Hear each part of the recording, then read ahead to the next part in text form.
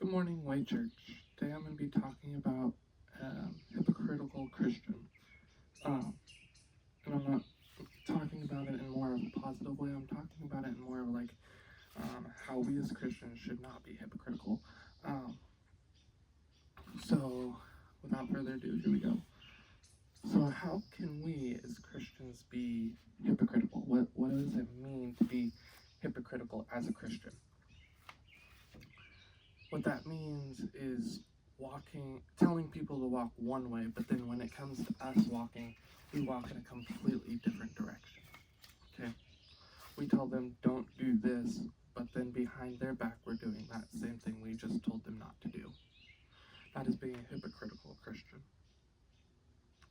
I'm going to share a little story of someone that I know, and I'm not doing any names just because I don't want to point anybody out, but I was talking with somebody I know, and they were telling me, they're like, you want to know why I'm not a Christian? And I was like, sure, I'll learn why. And they told me, they're like, the reason I am not a Christian is because I don't want to be that way. And when he said that way, I asked him, I was like, what do you mean that way? And he was like, I don't want to be a hypocrite. I don't want to walk one way, but then behind people's back walk a completely different way. He's like, I've seen it so many times in so many Christians. And he's like, I don't necessarily see it so much in some Christians, but I see it in a lot more Christians than I don't see it in Christians. And so he was telling me that, and I was like, man, that's crazy. I never thought about that being a thing that Christians deal with a lot. And then I started looking at my life. I was like, do I deal with that in my life? Am I a hypocrite? And I look at it and I think about it, and I'm like, man, I do have things I'm a hypocrite about, and I don't even mean to be. But and so when I'm up here talking to you guys, I'm making this clear right now. When I'm up here talking to you guys, I'm also preaching to myself. And I think I've said that before, but I'm making it clear that I am preaching to myself as well. I'm not just preaching to you guys, I am preaching to myself as well. So just because I'm telling you something doesn't mean that I'm not going to apply it to my life as well. So that's kind of what a hypocritical Christian is saying one thing, doing something completely different.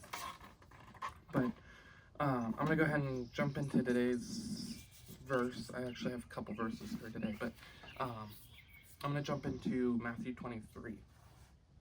And there's a lot kind of in Matthew 23 that we're going to be covering, but it's instead of me doing it in the way I normally do it, where I read it and then I read it again while breaking it down, I'm just going to read it and break it down all at the same time today. So in Matthew 23 it says, Then Jesus said to the crowds and to his disciples, the scribes and the Pharisees sit on Moses' seat. So do and observe whatever they tell you, but not the works they do, for they preach but do not practice. They tie up heavy burdens hard to bear and lay them down on people's shoulders, but they themselves are not willing to move them with their fingers. They do all their deeds to be seen by others, for they make their phylacteries broad and their fringes long, and they love the place of honor at feasts, and the best seat in the synagogues, and greetings in the marketplaces, and being called rabbi by others. But you are not to be called rabbi, for you have one teacher, and you are all brothers. You call no man your father on earth, for you have one Father who is in heaven. Neither be called instructors, for you have one instructor, the Christ. The greatest among you shall be your servant. Whoever exalts himself will be humbled, and whoever humbles himself will be exalted. So there's kind of a lot kind of packed into just that little section from verse 1 to verse 12. But and I'm going to kind of just read it break down a little bit, but not a whole lot. So it's talking about how the scribes and Pharisees sit on Moses' seat. And then it says, so do and observe what they tell you. So it's saying you can still listen to what they tell you. They're going to tell you something, listen and do it, okay? But, and then, so he's saying, do what they tell you. That they're your leader, you need to listen to them. But, there's a but. Don't forget the but not the works that they do. So he's saying, do what they tell you, but don't do what they do. do what they say to do, but don't do what they're doing. And I'll show you in a little bit why he's saying that, because there's a lot more in this, but it's saying, do what they say, but don't do what they do. And that's basically what a hypocrite is, like a hypocritical Christian is. They tell you something good, they tell you something positive, they tell you something you're supposed to do, but then they do something completely different. Right there is a hypocritical Christian. So then after that, it goes on a little bit, and it says, don't call them rabbi, for there is one rabbi. Don't call them leader, or not right, leader, instructor, for there is one instructor. Don't call them father, for there is one father. And when it's saying don't call any man father, it's not referring to don't call your earthly father your father. I was just talking about this a few Sundays ago when I was talking about the father heart of God. We have our earthly fathers, our parents. You can still call them father. That's not what this verse is meaning. It's referring to, like, when you think of pastors or bishops or whatever, a lot of them are called father. And so it's not saying don't call your earthly father father. It's saying don't call your leaders father. But it's also saying do not be called rabbi, for you have one teacher. So it's saying you have one teacher, and it is God. It is the word of God. It is hearing the voice of God on a daily basis. But it's saying do not call them teacher or rabbi.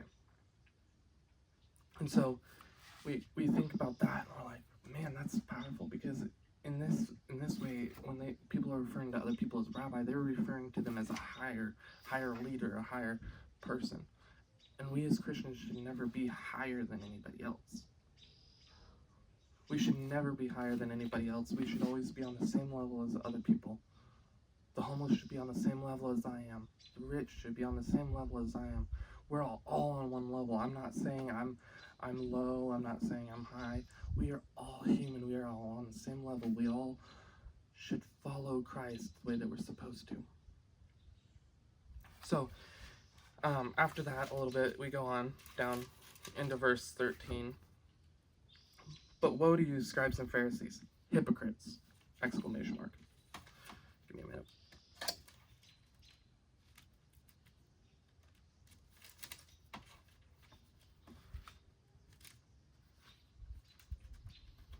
Okay. Sorry, my pages were blind. But woe to you, scribes and Pharisees, hypocrites! Exclamation mark. Shut the kingdom of heaven in people's faces, for you neither enter yourselves nor allow those who would enter to go in. Woe to you, scribes and Pharisees, hypocrites! There it is again. For you travel across sea and land to make a single proselyte, and when he becomes a proselyte, you make him twice as much of a child of hell as yourself.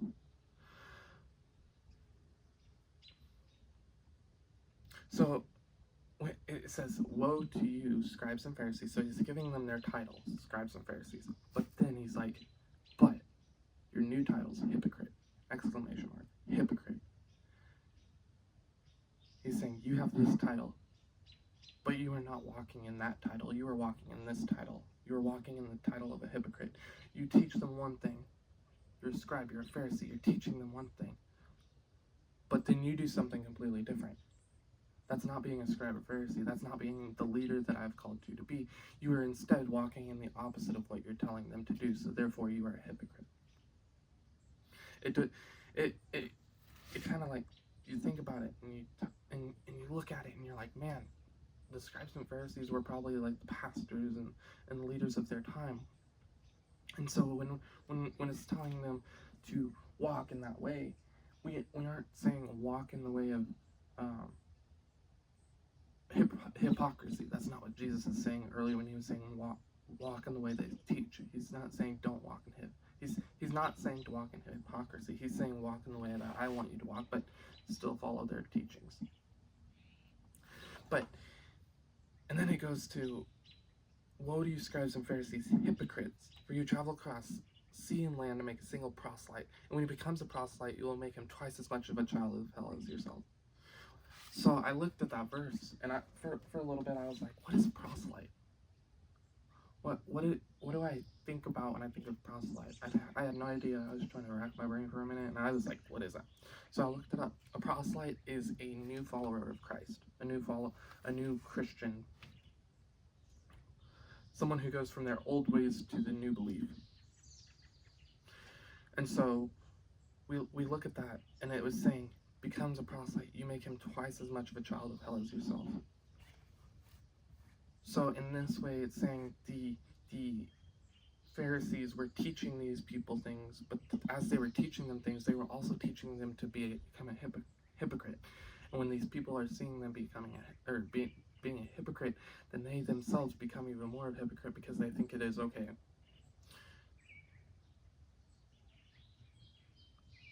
So that's why it's saying you will make them twice as much of a child of hell as yourself. It's saying be careful. Do not lead them in that way, because then they will become worse than you are. Then we go to verse 16. Woe to you, blind guides, who say, if anyone swears by the temple, it is nothing, but if anyone swears by the gold of the temple, he is bound by his oath. You blind fools, for which is greater, the gold or the temple that has made the gold sacred? And you say, if anyone swears by the altar, it is nothing, but if anyone swears by the gift that is on the altar, he is bound by his oath. You blind men, for which is greater, the gift that makes the altar that makes the gift sacred? So whoever swears by the altar swears by it and by everything on it, or whoever swears by the temple swears by it and by him who dwells in it, and whoever swears by heaven swears by the throne of God, by him who sits upon it. So it's saying you have to have this in order to have this. You have to have the temple to put the gold in the temple. You have to have the altar to give the sacrifice. You have to have the location to have the theme. And so I think kind of what Jesus is saying here is we are God's temple. We are there, and God is inside of us. But in order for that to happen, we have to follow Christ and follow God the way God would want us to follow. We can't just walk our own little way and say, oh, God's with me. You can't just do that. We have to read our word, hear what the Lord wants us to do on a daily basis, so that we know, that way we know what we are supposed to do, what way we're supposed to walk. We have to have him inside of us so that we can be his temple.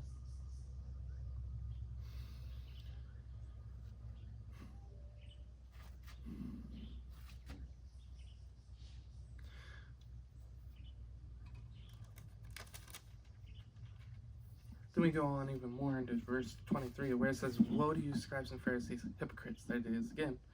I'm going to keep saying that every time it shows that. The hypocrites, exclamation mark. It keeps saying it. But woe to you, scribes and Pharisees, hypocrites, for you think the mint and dill and cumin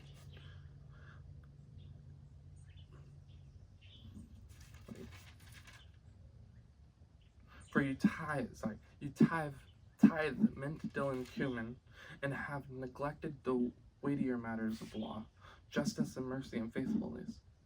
Those you ought to have done without neglecting the others. You blind guides, straining out a gnat and swallowing a camel. So it's saying you walk one way, you're tithing these things, but you don't look at what you need to do, what the weightier stuff is. You need to know what justice and mercy is. You need to know what faithfulness is. We have justice. Justice is not a bad thing, but we can't go out of our way to do it. We have faithfulness. God's given us faithfulness. But we can't have faithfulness without letting go of some of the law.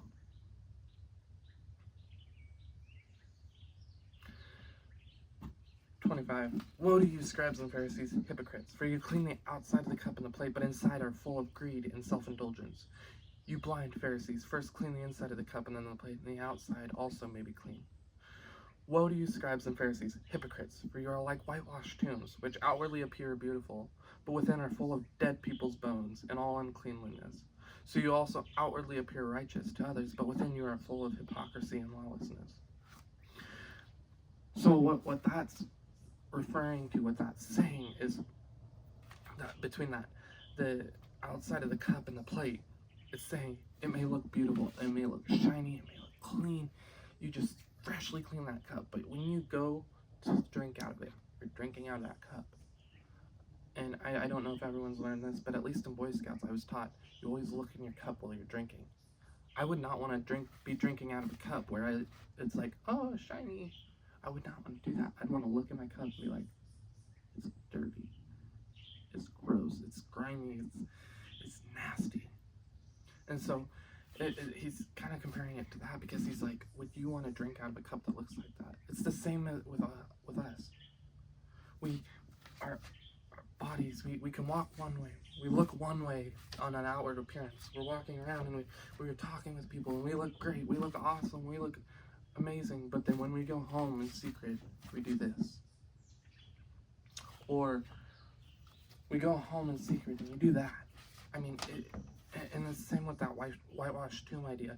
The outside may look clean, it may look beautiful, it's whitewashed, it's glorious, like it looks clean. But you go in the inside and there's death, there's gross, there's bugs probably crawling around everywhere. Like, it's gross. Do we want to walk in that way, or do we want to walk in a way where if someone looks at us, they can see our outward appearance and inward appearance? What we do in public and what we do in private. Now I'm going to go to 29. And I think after 36, we're going to end talking about this, and I'm going to start going to other stuff. But woe to you, scribes and Pharisees, hypocrites, there it is. For you blind the tombs of prophets and decorate the monuments of the righteous, saying, if we had lived in the days of our fathers, we would not have taken part with them in shedding the blood of the prophets. Thus you witness against yourself that are the sons that murdered the prophets.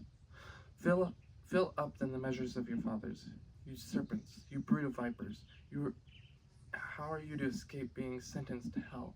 Therefore I send you prophets and wise men, scribes, some of you who you will kill and crucify, and some will flog in your synagogues and persecute you from town to town, so that on you may come all the righteous blood shed on the earth, and blood of righteous, equal to the blood of Zechariah and the son of Barachi, whom you murdered between the sanctuary and the altar. Truly I say to you, all these things will come upon this generation. So he's saying, whatever you're going to be doing to these other Christians, these other believers, the ones who are not walking in hypocrisy, the ones who are walking in following God with all of their heart, you're going to be against that. You're going to want to crucify them. You're going to want to imprison them. You're going to want to do all these things to them. But when you do that, it's going to come back on you. And sometimes hypocrisy in our lives do that.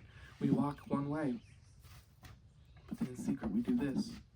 But then someone finds out that we did this, and then they start blaring it to everybody else. That's what it's saying here. Is in kind of our more modern times, because I mean we're not going to go around killing people because of whatever. But it's saying basically your sins will find you out. Whatever you do in private will end up finding you out in public. People will start sharing what they found out about you. And that's a lot of the time what happens. Would we rather come out and say, I struggle with this, I did this, or would we rather stay in secret and then find us out later and our consequences are worse?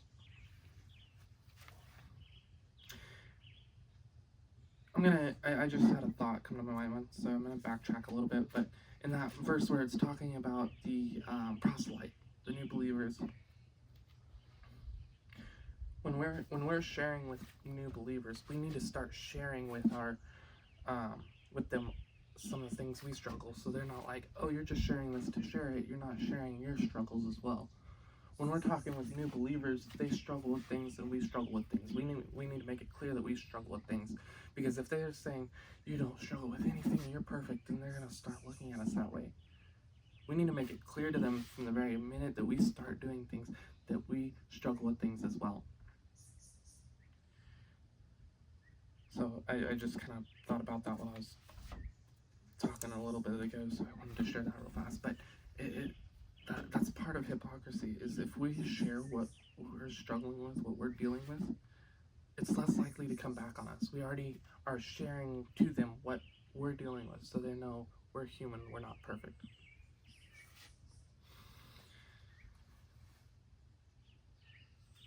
So now I'm going to kind of go into the idea of judgment and hypocrisy and what that is, because they kind of go hand in hand, judgment and hypocrisy, because we think about it, we're judging people all the time. We may not even realize it, but a lot of us judge people on a pretty regular basis. So I'm gonna kind of talk about that a little bit, but so in Matthew 7, 1 to 5 is where I'm going to be reading right now. Sorry about that crow in the background. In Matthew 7, 1 to 5, judge not that you judge not that you be not judged. For with the judgment you pronounce, you will be judged, and with the measure you use it will be measured to you. Why do you see the speck that is in your brother's eye, but do not notice the log in your own eye? Or how can you say to your brother, let me take the speck out of my eye, when there is the log in your own eye? You hypocrite, first take the log out of your own eye, and then you will see clearly to take the speck out of your brother's eye.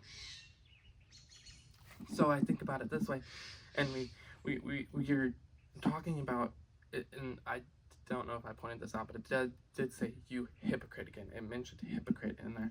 And so it's saying, I'm going to use this kind of as an analogy, but we talk about, it says, don't try to take the speck out of your brother's eye until you have taken the log out of your own eye. And I think about it this way, because you think about how big a speck is. It's probably the size of dust, right? We got the size of a piece of dust. My job, I get dust in my eye all the time, and I have to go use the eye wash station because it's easier to see. But I couldn't imagine, because I do manufacture homes, I couldn't imagine walking around. Give me 2 seconds here. I couldn't imagine trying to walk around getting a speck out of a friend's eye because they got dust or some dirt or something in their eye, and I'm over here trying to do this, right? Here, let me help. I can't reach past this, but let me help, right? When we talk about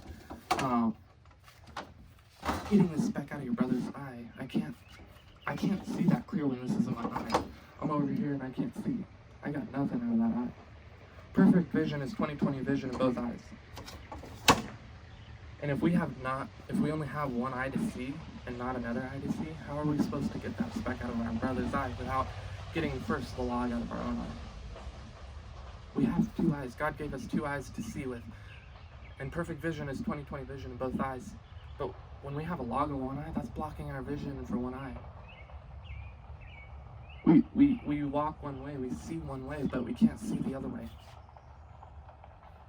Once we get that log out of our own eye, then we can help get the speck out of our brother's eye. It mentions that. But we first have to get the log out of our own eye. We first have to deal with what we're dealing with. And if we're sharing something with another Christian or whatever, and you're trying to teach them something, I'm not saying fully get the log out of your own eye. You can share with them, be like, I struggle with my own things too. Like I was saying earlier, you can share that you struggle with your own things, but you're making it clear that you're not perfect. So before we confront somebody on something, we need to realize what our thing is that we deal with. And I realize I have things I gotta deal with. Everybody's got things they gotta deal with. There's always something new that pops up to me that I never realized I had to deal with. And it's kind of crazy when you think about that, because there's so much stuff that you gotta deal with as a human. You make mistakes, you're not perfect, but there's always something new you gotta deal with. Whether it be this small or this big, there's always something new you gotta deal with. And I personally, I don't want to tell somebody how to live their life if I first haven't dealt with what I have. If I first haven't shared with them saying, I deal with this. But before I tell you that I deal with this, I'm gonna fix it. No, that's not how we should be doing it. We need to share with them on the fact of what us as Christians should be walking. So I'm gonna close this out on prayer real quick, but I just want you guys to think about that a little bit and think about what things you have to deal with in your life, what things God has for you to deal with in your life, what things you need to share with other people. And sometimes our testimony is the most important thing. Sometimes we don't deal with that thing anymore, but maybe somebody else is, and that testimony is important to help them out. We can share with them, be like, I dealt with this, but now I'm free from this, and you can too. So I'm not saying tell them just the stuff you're dealing with, but tell them the stuff you did deal with, so that that will help them through their time. So, Lord, thank you for today. Thank you for sharing with me the stuff that you wanted me to share, and thank you for showing them what kind of things they can apply to their life, because they got the information, they can apply it now, and I pray that will show the transformation in their life, Father. I pray that if they haven't received you in their heart yet, Father, that they will receive you in their heart today. I pray that whatever they are dealing with, whatever issue they are dealing with, that they can go to somebody and have them help them with it. Or if it's something they want to deal with in private, I pray that they can go to you and have you help them deal with it. We have this book, this guide, the Bible. It's our blueprints. That's how we should be walking. It shows us the things that people did as a mistake, but it also shows us things that people did that was good. So I pray that people look into their word and study it in a deeper way, that they know that it's from you, that it's you, that it's you speaking through the Bible.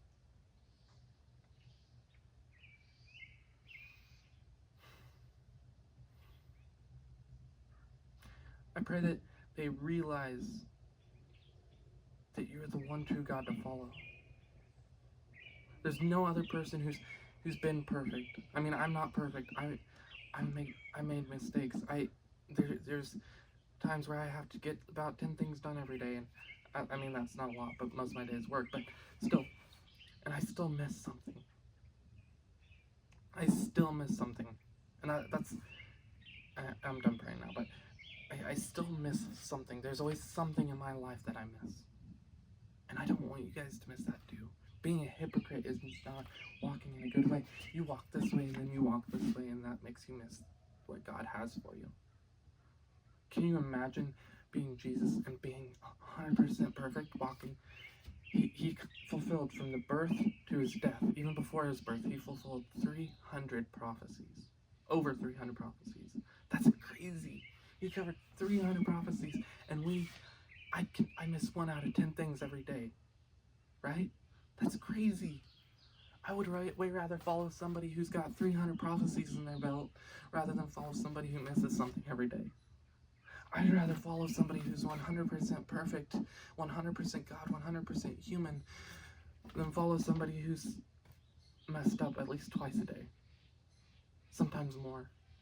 I'd rather follow a God who cares about us, who loves us, who understands the things we go through, than follow somebody who doesn't care, who doesn't think your struggles are important.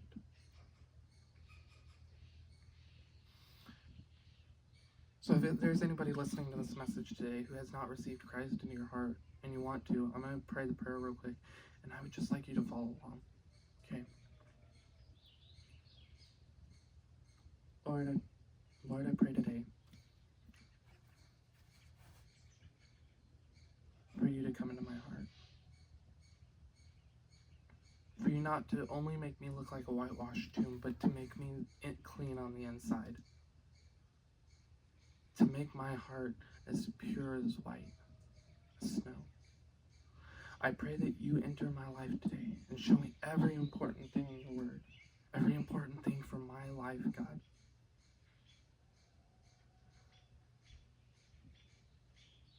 In Jesus' name.